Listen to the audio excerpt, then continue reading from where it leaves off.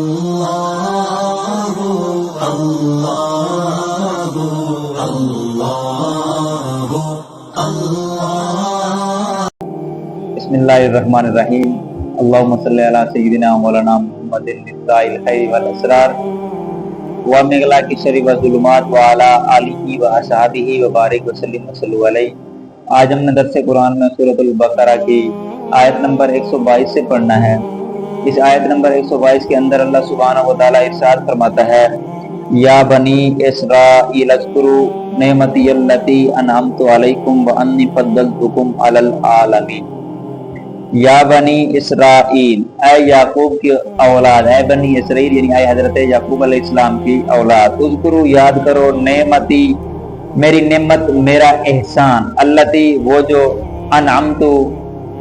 میں نے کیا، علیکم تم پر جو میں نے وہ احسان یاد کرو، میری وہ نعمت یاد کرو جو میں نے تم پر کی۔ وانی اور بے شک میں نے فضلتکم فضیلت دی تمہیں علی العالمین تمام جہان والوں پر، اور میں نے تمہیں تمام جہان والوں پر فضیلت عطا کی۔ یہاں سے ایک بار پھر بنی اسرائیل والوں کو حضرت یعقوب علیہ السلام کے جو تھے ان کو اللہ تعالیٰ کی نعمتیں یاد دلائی جا رہی ہیں، جو اللہ تبارک و تعالیٰ نے ان پر نعمتیں کی تھی ان کا تذکرہ کیا جا رہا ہے، وہ نعمتیں ان کو یاد دلائی جا رہی ہیں تاکہ ان پر قائم کی گئی حجت مزید مضبوط ہو۔ تو اس آیت سے دو مسئلے معلوم ہوتے ہیں، ایک تو کہ نبی کی جو اولاد ہونا باعث عزت ہے اور اللہ تعالیٰ کی رحمت ہے، نبی کی اولاد ہونا ایک تو باعث عزت اور دوسرا اللہ تعالیٰ کی رحمت، اور دوسری اس کا جو مسئلہ معلوم ہو یہ ہے کہ اللہ تعالیٰ کی نعمتوں کا چرچا کرنا، ذکر کرنا شکر کی ایک قسم ہے،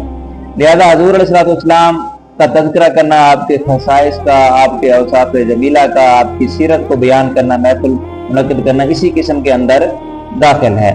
اور اس سے آگے اللہ فرما رہا ہے وَأَنِّي فَضَّلْتُكُمْ، میں نے تمہیں فضیلت دی، یعنی بنی اسرائیل والے جو تھے اپنے زمانے میں تمام لوگوں سے افضل تھے، یعنی وہ اپنے وقت، اپنے دور کے، اپنے زمانے کے سب سے افضل تھے، کیونکہ یہ نبیوں کی اولاد تھے اور ان میں صالحین بہت تھے۔ اب حضور صلی اللہ علیہ وسلم کا انکار کر کے اور سرکشی کر کے وہ لوگ جو ہے نا وہ ذلیل و خوار ہو گئے۔ اس سے معلوم ہوا کہ عزت حضور علیہ السلام کے قدم سے وابستہ ہے، جو ان کا ہو گیا عزت پا گیا، یعنی جو حضور صلی اللہ علیہ وسلم کا ہو گیا وہ عزت پا گیا، اور جو ان سے پھر گیا وہ ذلیل ہو گیا۔ تو اسی طرح حضور صلی اللہ علیہ وسلم کی شان کے بارے میں ایک شعر ہے کہ با خدا خدا کا یہی در نہیں ہے اور کوئی مفر مکر، جو وہاں سے ہو یہیں آ کے ہو، جو یہاں نہیں وہ وہاں نہیں، یعنی جس نے خدا تک پہنچنا ہے اس کو رسول کی اطاعت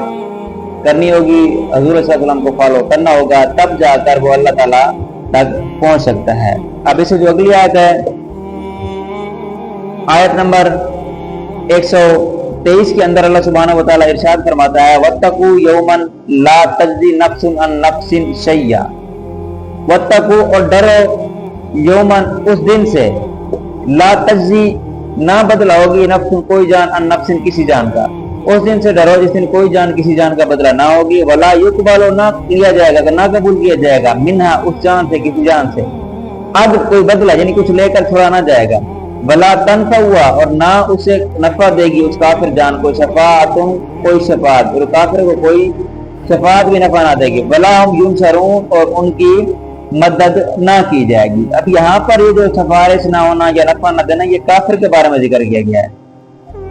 ٹھیک ہے، اور یہ جو یہودی ہیں وہ بھی اسی کیٹیگری میں آتے ہیں۔ یہاں بغیر طور پر ان یہودیوں کا ارادہ جو کہتے تھے کہ ہمارے باپ دادا بڑے بزرگ تھے وہ ہماری شفاعت کریں گے، انہیں فرمایا جا رہا ہے کہ یہ جو شفاعت ہے یہ مسلمان کے لیے ہے، کافر کے لیے جو شفاعت ہے وہ نہیں ہے، ٹھیک ہے۔ گویا یہاں کافر کا بیان ہے کہ کافر کی طرف سے کوئی جان کسی جان کا کوئی بدلہ نہ دے گی، اور نہ اسے کوئی معاوضہ لے کر اسے چھوڑا جائے گا، اور نہ کوئی اس کی شفاعت کرے گا، اور بالفرض اگر کوئی کرے بھی تو کافر کے حق میں شفاعت قبول نہیں ہوگی اور نہ کافروں کی مدد کی جائے گی، بلکہ اس کے برعکس مومنوں کی مدد بھی کی جائے گی، مومنوں کے لیے شفاعت کی بھی جائے گی اور اللہ کی بارگاہ میں قبول بھی کی جائے گی، جیسے کہ متعدد مقامات پر قرآن کے اندر اور حدیث کے اندر ثابت ہے کہ حضور علیہ السلام اپنے امتیوں کی شفاعت فرمائیں گے اللہ تعالیٰ کی اجازت کے ساتھ۔